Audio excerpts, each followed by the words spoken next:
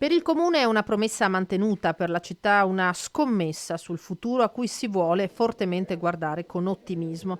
Al Teatro Comunale di Treviso torna il concorso Toti dal Monte, iscrizioni gratuite quest'anno dal 12 aprile, audizioni dal 7 al 12 giugno. Quest'anno ovviamente il concorso riprende dopo un paio d'anni di interruzione, siamo appunto alla 49esima edizione, è un concorso internazionale, quindi con provenienze anche internazionali, ci auguriamo ci siano ovviamente in base a quello che sarà l'evoluzione della fase pandemica. Un concorso internazionale e su questo punteremo molto, tanto che infatti anche nella giuria ci saranno importanti direttori artistici di teatri internazionali.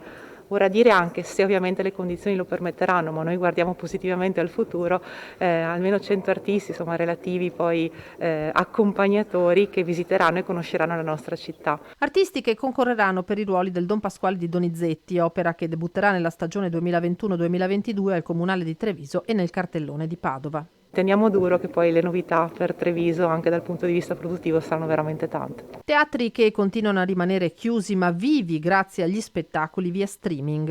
Il successo non era sperato nelle dimensioni che effettivamente poi ha avuto. È un'opportunità, noi la vediamo come tale. Noi investiremo ancora in questo tipo di iniziativa che in una fase in cui le sale sono chiuse al pubblico ci ha comunque consentito di tenere vivi i rapporti lavorativi, prospettive occupazionali, dando una prospettiva a tutti gli artisti e tecnici che altrimenti sarebbero stati fermi, immobili a casa.